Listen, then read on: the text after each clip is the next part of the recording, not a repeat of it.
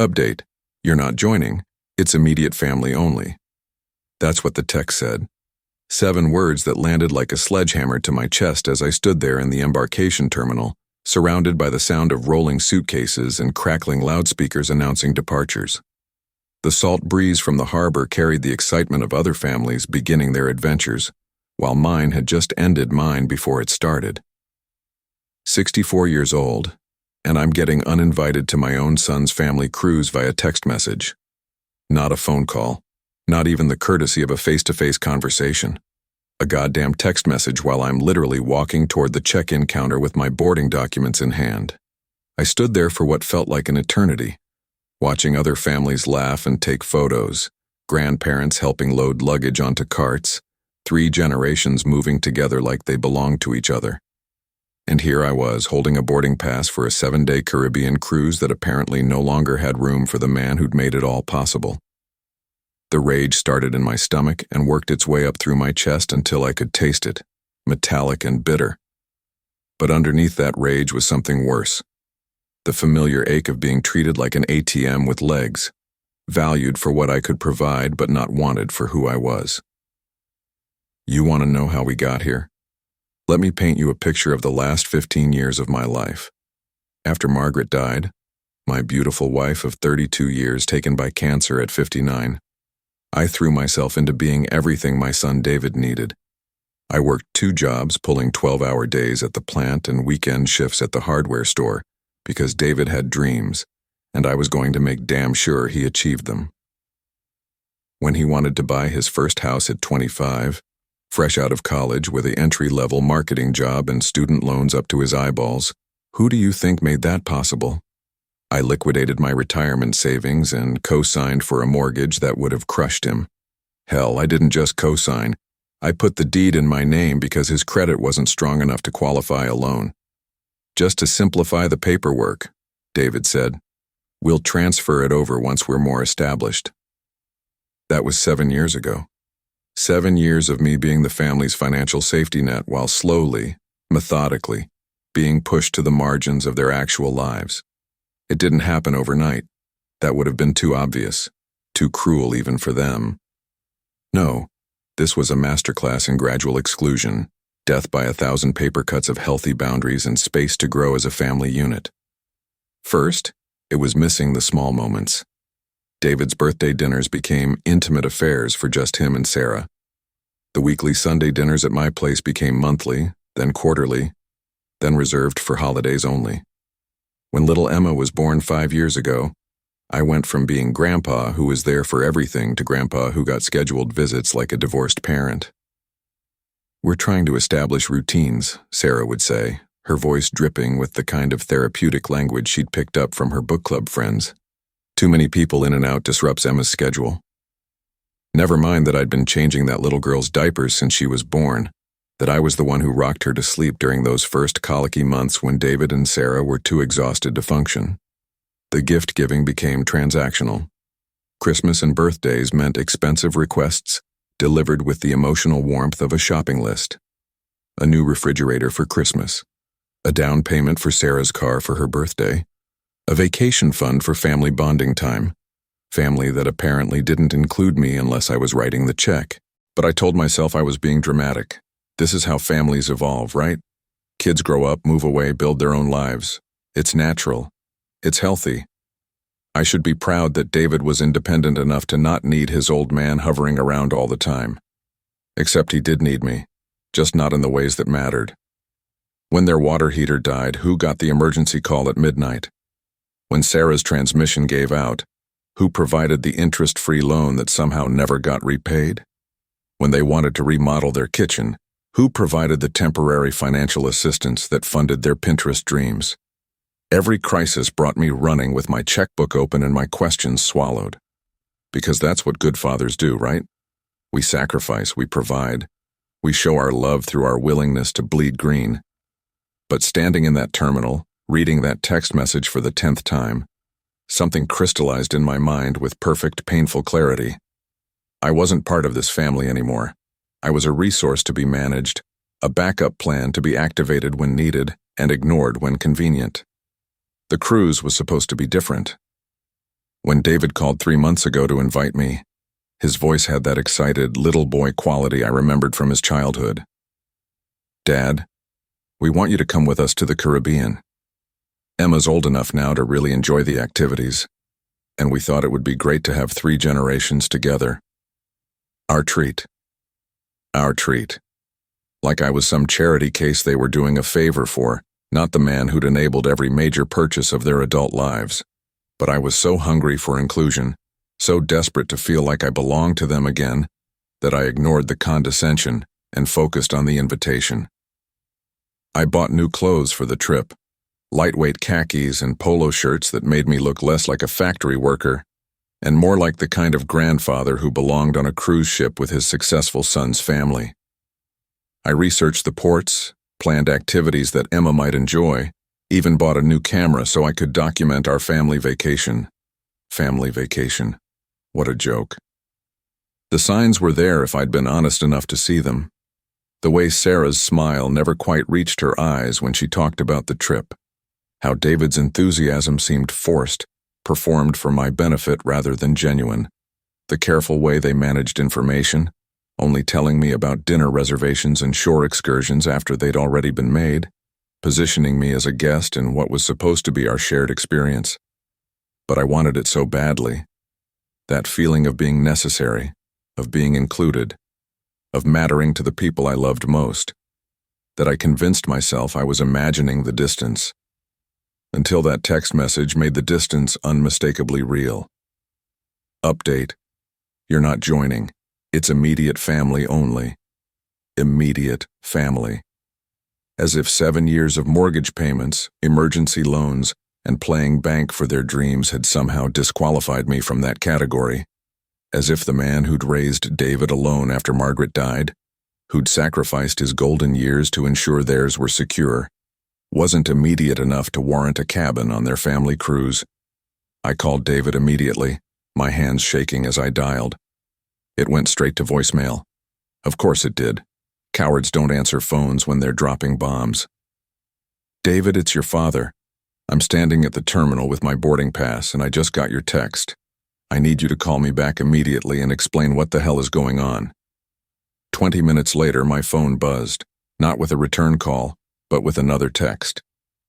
"Sorry for the short notice. Sarah's mom had a medical emergency and we gave your cabin to her. The cruise line wouldn't issue a refund this close to departure. Hope you understand." Hope I understand. Hope I understand that I'd been bumped for Sarah's mother, a woman who'd never shown anything but polite disdain for me, who made it clear at every family gathering that she thought her daughter had married beneath her. Hope I understand that my place in this family was so tenuous that a last-minute medical emergency could erase me entirely. Except there was no medical emergency. I found that out later when I saw Sarah's mother's Facebook posts from that same week.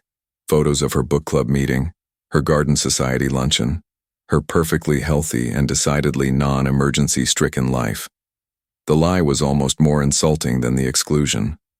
I drove home from the terminal in a fog of rage and humiliation, my packed suitcase mocking me from the back seat. The house felt enormous and empty, filled with the echo of my own footsteps and the weight of my isolation. I sat in Margaret's chair, the one I'd kept exactly as she'd left it, and tried to make sense of what had just happened. But as the initial shock wore off, something else began to emerge. Not just anger, though there was plenty of that. Not just hurt, though the pain was sharp and deep. What emerged was clarity. Crystal clear, undeniable clarity about exactly where I stood in my son's life. I was a wallet, a safety net, a convenience to be used when needed and discarded when inconvenient. And I had enabled every bit of it with my desperate need to be needed, my willingness to confuse financial support with love, my pathetic gratitude for whatever scraps of attention they threw my way. Well, no more. I spent that night doing something I should have done years ago. I called my attorney, not to rage or threaten, but to clarify exactly what rights I had regarding the house that still carried my name on the deed. The house that David and Sarah lived in, renovated with my money, treated as their own, but had never actually legally transferred to their names. "The property is yours, Frank. my attorney confirmed. Completely and legally yours. You have every right to sell it, rent it, or do whatever you want with it. They're essentially tenants, regardless of their emotional attachment or financial contributions to improvements. Tenants. My son and his family were tenants in a house they'd convinced themselves they owned, living in security that existed entirely at my discretion. For 7 years, I'd been too much of a soft touch to exercise my rights, too afraid of conflict to assert my ownership. But that text message had changed something fundamental in me. I wasn't going to rage or scream or demand apologies. I was going to do something much more effective. I was going to show them exactly what happens when you treat someone like they're disposable. They'd left for their cruise on a Monday. By Thursday, I had a cash buyer lined up through a realtor I'd known for 15 years. By Friday, we had a deal. By the following Tuesday, we'd be closing. The beauty of a cash sale is its speed. No mortgage approvals, no lengthy inspections, no time for second thoughts or interference.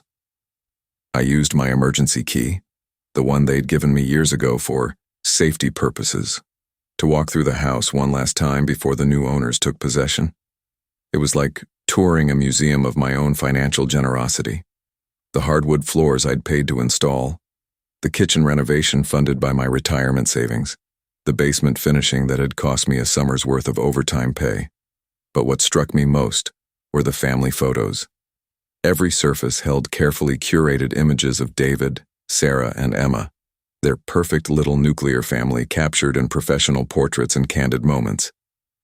I searched for 20 minutes before I found myself in a single frame, a holiday photo from 3 years ago, where I'd been cropped down to just the edge of my shoulder, barely visible in the corner. That's when I knew I was doing the right thing. This wasn't my son's house. It was their shrine to a family that had systematically erased me from its narrative while keeping me as its financial foundation. In David's home office, I found something that made my blood boil, a folder labeled Property Transfer containing draft paperwork to officially move the deed from my name to theirs. The documents were dated 6 months ago but had never been filed, never been discussed with me, never been presented for my signature. They'd been planning to cut me out legally just as they'd already cut me out emotionally. The arrogance was breathtaking. They were going to steal my house, because that's what this would have been, theft, while simultaneously excluding me from their lives. Take my property, keep my financial support, but make sure I knew I wasn't really family when it came to anything that mattered. I left those draft documents on the kitchen counter where they'd be sure to find them when they returned. Let them see that I'd discovered their plan. Let them understand that their timeline had just been accelerated in ways they never anticipated. The new buyers were a young couple with a baby on the way, excited, grateful, full of plans for the future. I sold it to them for fair market value, not a penny less than it was worth, but not a gouging price either. This wasn't about maximizing profit. This was about recovering my dignity and my assets before they could be quietly stolen from under me. I arranged for a moving company to pack and store everything that belonged to David's family. Professional, careful, respectful. I paid for 6 months of storage up front and included all the paperwork they'd need to retrieve their belongings. I wasn't trying to destroy them or leave them homeless. I was simply reclaiming what was mine and removing myself from the position of being taken for granted. The letter I left for them was factual, not emotional. No accusations, no pleas for understanding, no dramatic pronouncements, just the facts. The house had been sold. Their belongings were in storage. They had been given adequate time to make other arrangements based on their chosen level of communication with me, and all future interactions would need to be scheduled in advance. I also included contact information for the storage facility, the new owner's realtor, and my attorney. Everything they needed to move forward with their lives, just without the assumption that my resources were indefinitely available for their use. That night, sitting in my empty house with nothing but a suitcase and a few personal items, I felt something I hadn't experienced in years. Peace. Not happiness. This wasn't a happy situation. But peace. The peace that comes from finally standing up for yourself after years of being bent over backwards. I wasn't doing this out of rage, though I'd been rageful. I wasn't doing this for revenge. though there was a satisfying justice to it. I was doing this because I'd finally recognized what my son and daughter-in-law had been trying to tell me for years through their actions. I wasn't really part of their family. I was a service provider who'd outlived his usefulness in all areas except financial support. Well, if I wasn't family, then I didn't owe them the sacrifices that family makes for each other. If I was just a resource to be managed, then I could manage myself right out of their reach. The call came at 6:47 a.m. on the Tuesday they returned from their cruise, David's number flashing on my phone, the ringtone cutting through the quiet of my temporary hotel room. I let it go to voicemail, then listened to 37 more calls throughout the day, each one getting progressively more frantic, more desperate, more filled with the kind of emotion he'd been rationing for years. The voicemails started confused. "Dad, what's going on? There are strangers in our house." They progressed to angry. "How could you do this to us? This is our home." And finally landed on panicked. "Please call me back. We need to figure this out. Emma's crying. She doesn't understand." But I didn't call back. Not that day. Not that week. Because for the first time in years, I was operating on my timeline, according to my priorities, without the crushing weight of their expectations and demands. When I finally answered his call 10 days later, David's voice was raw with exhaustion and fury. "Dad, what the hell have you done? How could you sell our house while we were gone? How could you just destroy our lives like this?" "Your house?" I kept my voice level, matter of fact. "David, it was never your house. It was my house that you lived in. My name on the deed. My mortgage payments, my financial responsibility. You're confusing emotional attachment with legal ownership. But we built our life there. Emma's bedroom, her school district, our memories. And you built that life by systematically cutting me out of it while keeping me financially responsible for it. Do you see the problem with that arrangement?" "What are you talking about? We never cut you out." The gaslighting was immediate and predictable. Classic David rewriting history to avoid accountability. Really? Then why wasn't I invited on the family cruise that I helped pay for? Why do I get scheduled for visits with my granddaughter like I'm a divorced parent? Why do I find out about family events through Facebook posts instead of phone calls? Silence. Long, uncomfortable silence where David couldn't summon a lie quick enough to cover the truth. "Dad, we can work this out. We can include you more. We made mistakes, okay? But selling our house? That's nuclear. That's consequences, David. For years you've treated me like I'm your backup plan, useful when you need money, invisible when you want space. You've taken my generosity for granted and mistaken my love for stupidity. Well, I'm not stupid, and I'm not your personal ATM anymore. But where are we supposed to live? We can't afford market rates, especially not with no notice. That's not my problem to solve anymore. You made it clear on your cruise invitation that I'm not immediate family. Well, non-immediate family members don't provide emergency housing solutions." I could hear Sarah crying in the background, and part of me, the part that had been trained to fix everything, to sacrifice anything for their comfort, wanted to cave. But I held firm, because this wasn't just about a house or a cruise. This was about respect, reciprocity, and my right to be treated like a human being instead of a financial resource. "Dad, please. We can't afford to move. The rental market is insane, and we don't have first and last month's rent saved up." "You don't have money saved? David, I've given you nearly $200,000 over the past 7 years. Where did that money go?" Another silence. Because we both knew where it had gone, into lifestyle inflation, vacations I wasn't invited on, luxuries they'd convinced themselves they could afford, because Dad would always be there to cover the fundamentals. We invested it in the house, improvements, renovations. Improvements to my house, which increased its value for me when I sold it. Thank you for that, by the way. The new hardwood really did help with the sale price. The conversation went in circles for another 20 minutes. David alternating between anger, guilt-tripping, and desperate bargaining.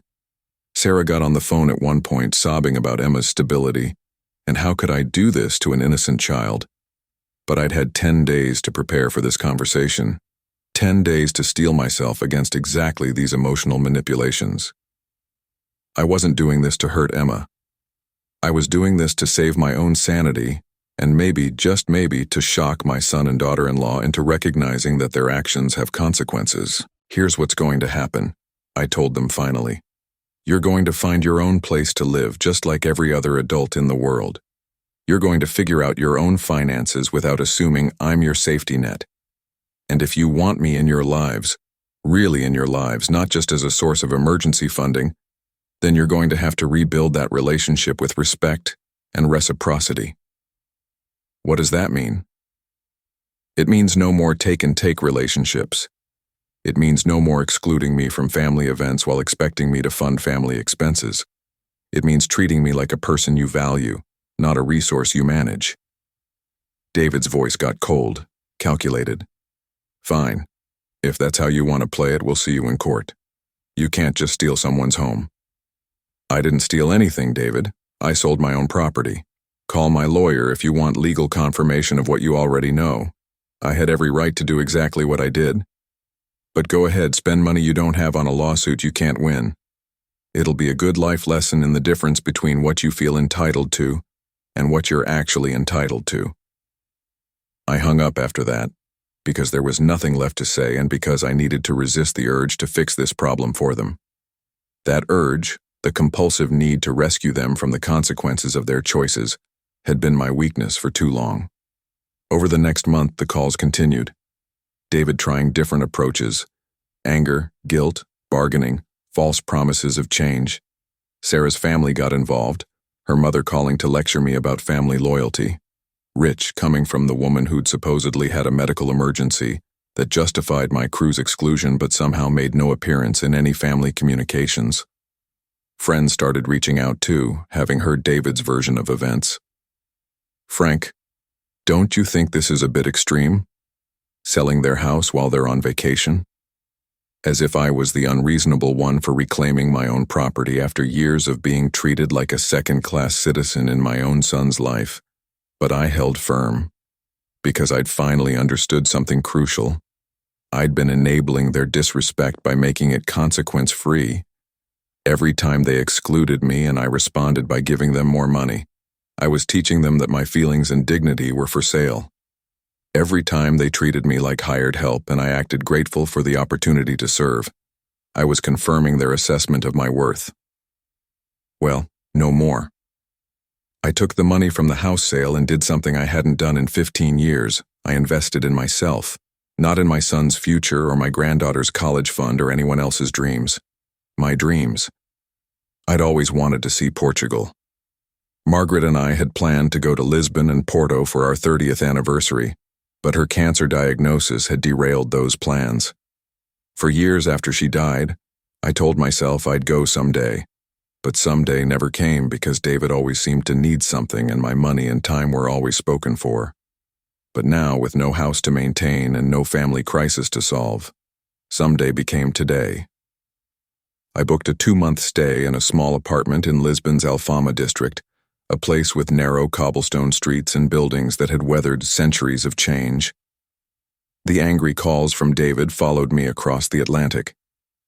Voicemails left at 3 a.m. his time, emotional and slurred with wine, accusations of abandonment and cruelty, but distance made them easier to ignore, and time zones made them less immediate.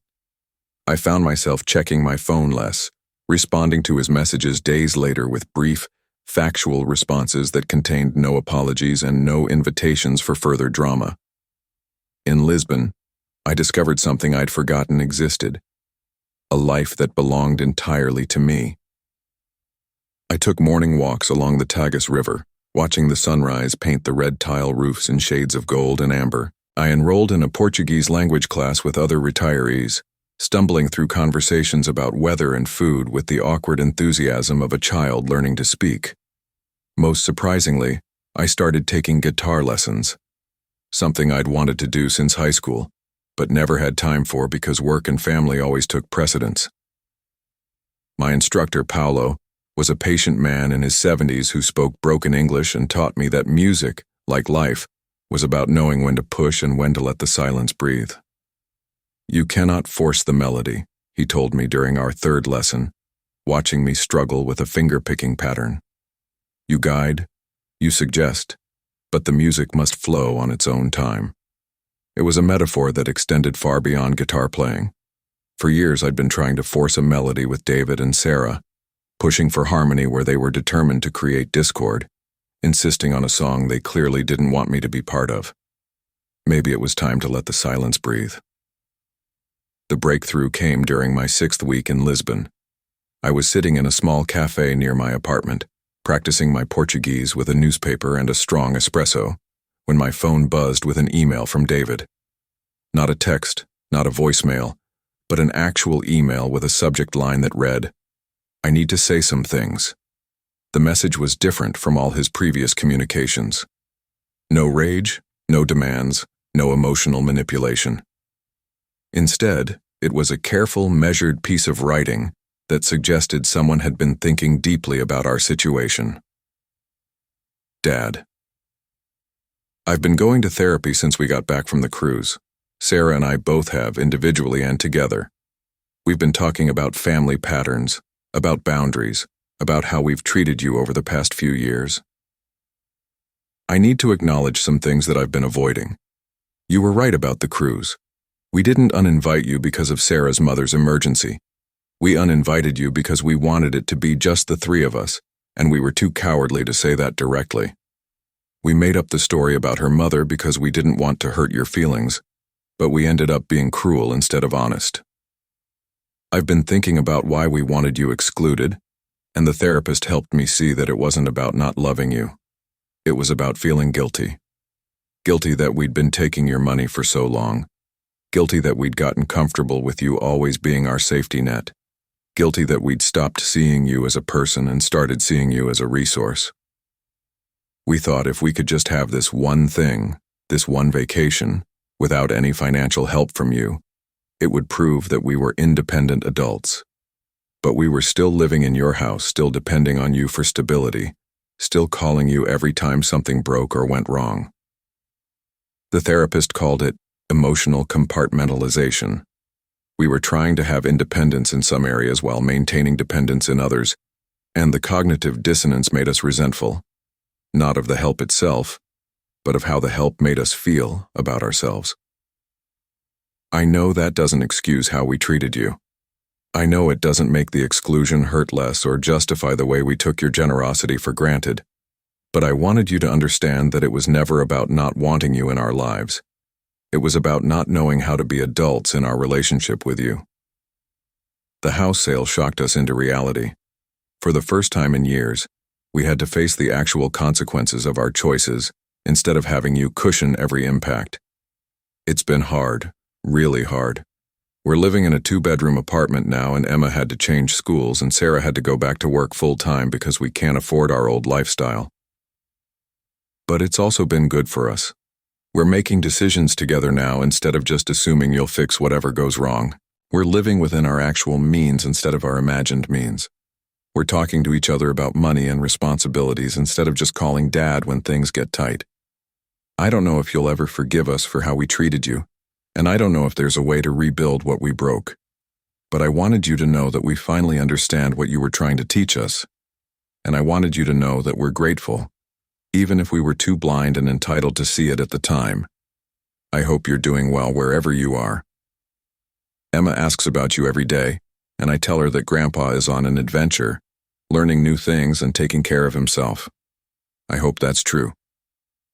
David, I read that email 3 times, sitting in that cafe as the morning crowd thinned and the afternoon light slanted through the windows. For the first time in months, my son sounded like an adult. Not the entitled child who'd expected me to subsidize his lifestyle indefinitely. Not the angry victim who'd raged at me for protecting my own interests, but a grown man who was finally taking responsibility for his choices. But I didn't respond immediately. I'd learned something important during my weeks in Portugal. Reactions and responses are different things. Reactions are immediate, emotional, often counterproductive. Responses are considered, intentional, designed to move things forward, rather than simply discharge feeling. I spent 3 days thinking about David's email, discussing it with Paulo during our guitar lessons, processing it during my long walks through Lisbon's hills. By the time I wrote back, I knew exactly what I wanted to say and how I wanted to say it. David, thank you for your honesty. It takes courage to look at our own behavior clearly, and even more courage to acknowledge it to someone we've hurt. I appreciate that you're in therapy and doing the work to understand these patterns. That's more than I expected, and it means something to me that you're taking this seriously. I don't need an apology from you, though I appreciate the one you've offered. What I need is evidence that things have actually changed, not just promises that they will change. I've heard promises before. I'm in Portugal right now, doing some things I should have done years ago. Learning Portuguese, taking guitar lessons, figuring out who I am when I'm not always fixing other people's problems. It's been good for me, and I plan to continue for at least another month. When I come back to the States, we can talk about what a relationship between us might look like going forward. But it will have to be a different relationship than what we had before. I won't go back to being your safety net, and I won't accept being treated like a resource rather than a person. If you want me in your lives, really want me, not just my financial support, then we'll need to figure out what that looks like with respect and reciprocity as the foundation. I hope you're learning to stand on your own feet. It's harder than having someone else carry your weight, but it's the only way to build real strength. Dad. His response came 12 hours later. Brief, but it contained the 2 words I'd been waiting to hear for years. I understand. Not but, not however, not you don't understand our situation. Just, I understand. Sometimes the most powerful communications are the shortest ones. We arranged to meet face-to-face 3 weeks later when David flew to Lisbon to see me. He paid for his own ticket, took his own vacation time, made his own arrangements. Small things maybe, but they represented a fundamental shift in how he approached our relationship. We met at the same cafe where I'd read his email, sitting at a small table overlooking the narrow street where vendors sold fresh fish and tourists took pictures of the colorful buildings. David looked older, more tired, but also more solid somehow, like he'd been carrying weight he hadn't realized was there and had finally set it down. We talked for 3 hours, about the past, about mistakes we'd both made, about patterns we'd fallen into without realizing it.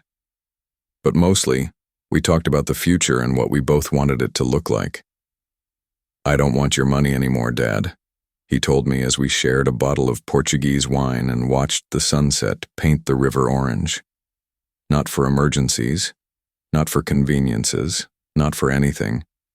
We need to learn to solve our own problems and live within our own means. And I don't want to be your emergency contact for everything that goes wrong, I replied.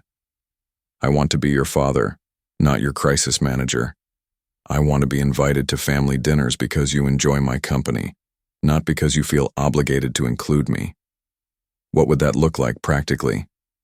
It was a good question, and one I'd been thinking about during my weeks of solitude and reflection. It looks like boundaries that work both ways. You don't call me for money, and I don't offer money unless asked directly for something specific.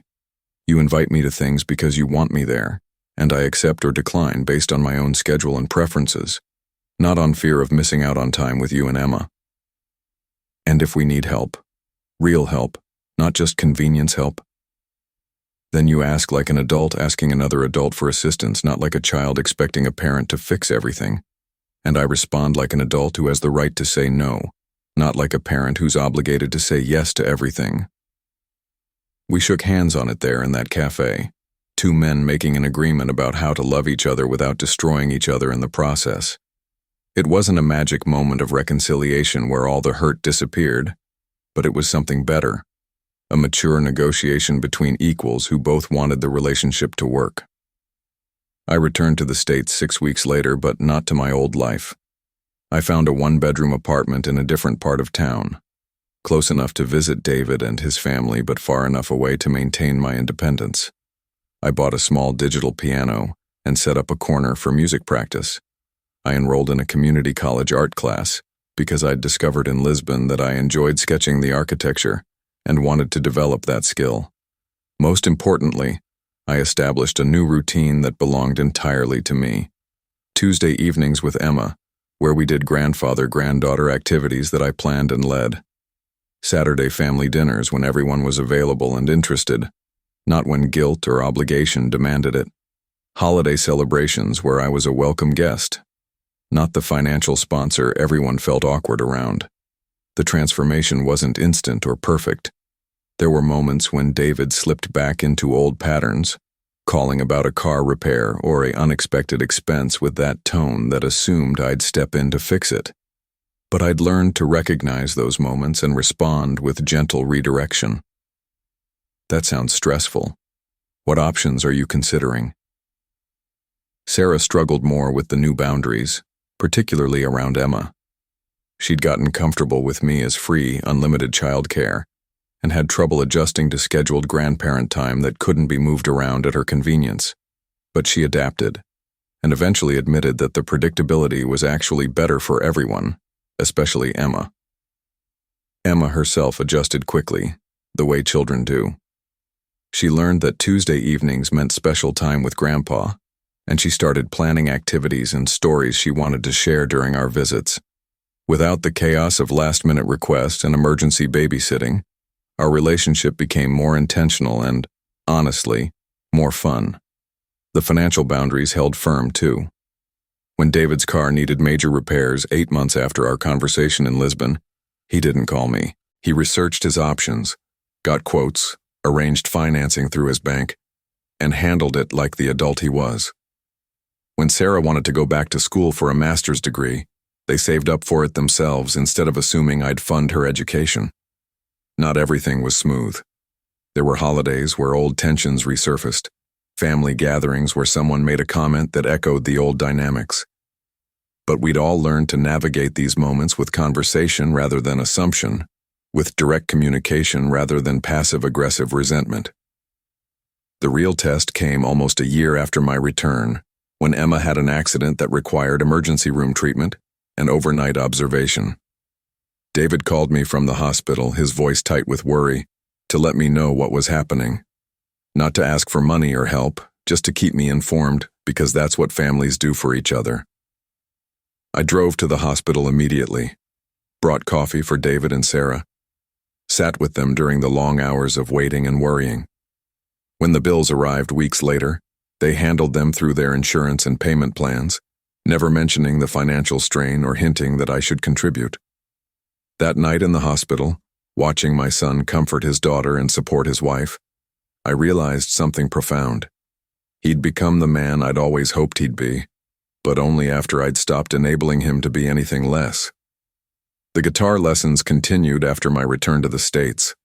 I found an instructor who specialized in classical and folk styles and slowly worked my way through increasingly complex pieces. Paulo had been right about music being a metaphor for life. You can't force the melody. You can only guide it and trust that the harmony will emerge from patient practice and respect for the rhythm. One evening during a lesson about 18 months after the cruise incident, my instructor was teaching me a particularly challenging finger-picking pattern. I kept rushing it, trying to force my fingers to move faster than they were ready to go. "Frank," he said, stopping me mid-song, "you're fighting the music. The notes are there, but you're not giving them space to breathe. Try again, but this time, honor the rests as much as the notes." As I played the piece again, more slowly and with attention to the spaces between notes, something clicked.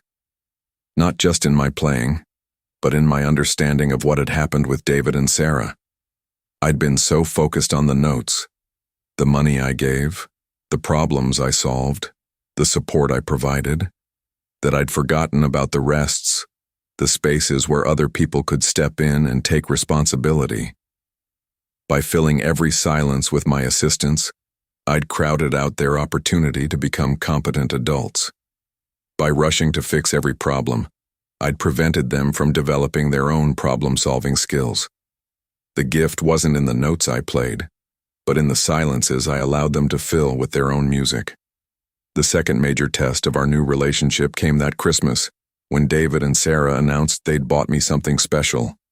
My first thought was panic. Had they spent money they couldn't afford on some expensive gesture to prove their love? But when I opened the gift, I found something that brought tears to my eyes. It was a 3-day workshop registration for classical guitar instruction in Seville, Spain.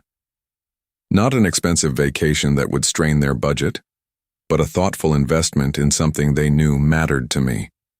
They'd pooled their money, researched instructors, and found a program that matched my skill level and interests. "We wanted to give you something that was about your dreams, not our needs," Sarah explained, and I could hear genuine warmth in her voice for the first time in years. "You've spent so much time supporting our goals. This is about supporting yours." It was the first gift they'd given me in a decade that wasn't really about them. No requests for reciprocal generosity, no hints about their own financial needs, no transactions disguised as presents. Just a pure expression of wanting me to be happy and fulfilled in my own life. I used that gift 6 months later, spending a week in Seville working with a master guitarist who taught me techniques I'd never learned and helped me understand music theory in ways that transformed my playing. But more than that, it showed me that David and Sarah had truly internalized the lesson of our crisis. Love isn't about what you can get from someone. It's about what you can give to help them become their fullest self. The final chapter in our transformation came 2 years after the house sale, when David called me on a Tuesday evening, not our scheduled time, which immediately put me on alert. "Dad, I need to tell you something, and I need you to hear me out completely before you respond." My stomach tightened. Had they learned nothing? Were we back to emergency calls and assumption of automatic support? "Sarah and I have been talking, and we've realized something important. When you sold the house, you didn't just change our living situation. You saved our marriage and probably our family." That wasn't what I'd expected to hear. We were living beyond our means, spending money we didn't have, making financial decisions based on the assumption that you'd always be there to catch us when we fell. We were entitled and irresponsible, and we were teaching Emma to be the same way. He paused, and I could hear him gathering his thoughts. "The apartment we're living in now? It's smaller, but it's actually ours. We pay the rent ourselves. We handle our own repairs. We make decisions based on what we can actually afford. Emma has learned the value of money and the satisfaction of earning things rather than just expecting them to be provided." "David, let me finish, Dad. I know you didn't sell the house to teach us a lesson. You sold it because you were hurt and angry and tired of being taken for granted. But the effect was that it forced us to grow up in ways we desperately needed to grow up. And Sarah feels this way too." Sarah was the one who brought it up. She said yesterday that she's grateful the house is gone because living there felt like playing house with someone else's money. Living here feels like being actual adults. There was another pause, and when David spoke again, his voice was thick with emotion. "I called to thank you, Dad. Not for the money you gave us over the years, but for being strong enough to stop giving it when we needed to learn to live without it. You saved us from becoming people we wouldn't have been able to respect." After we hung up, I sat at my piano and played the piece that had given me so much trouble during that lesson about honoring the rests.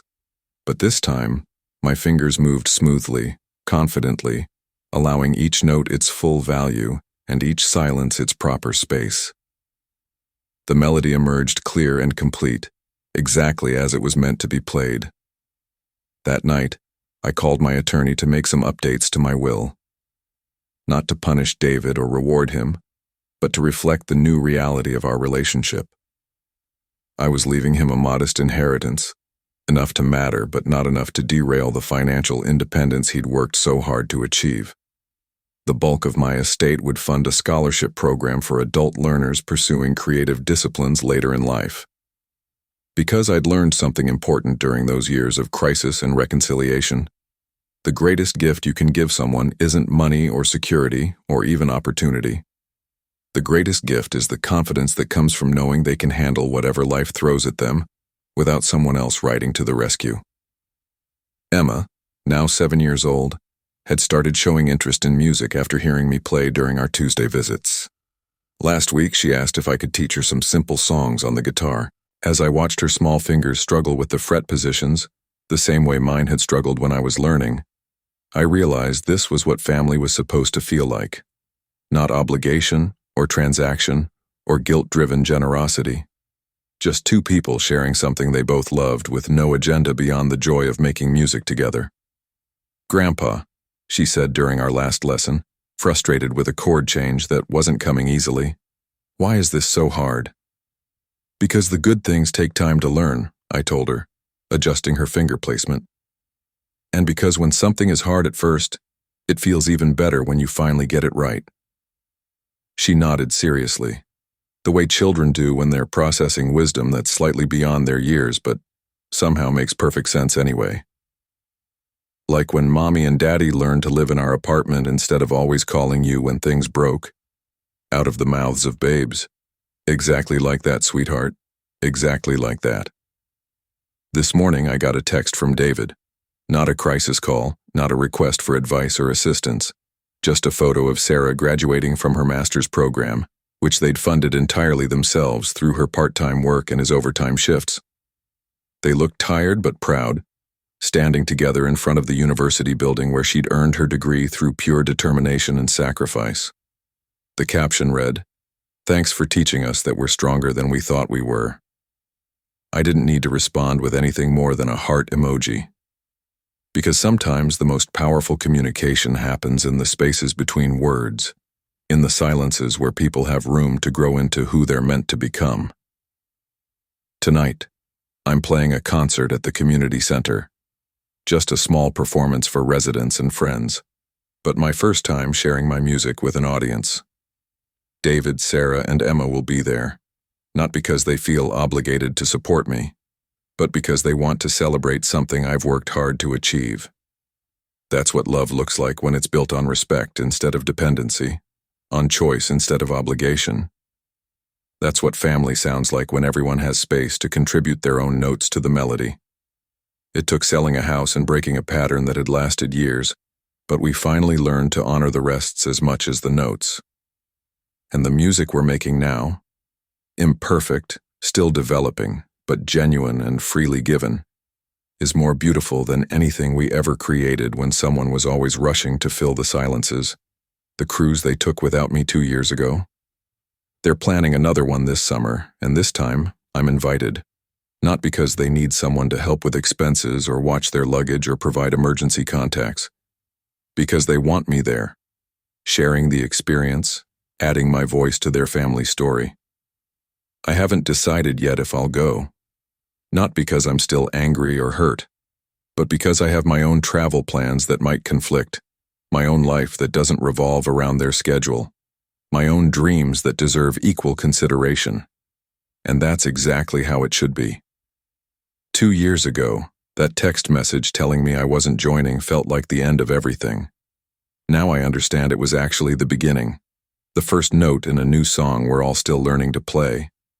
Sometimes the best thing you can do for people you love is stop rescuing them from the consequences of their choices.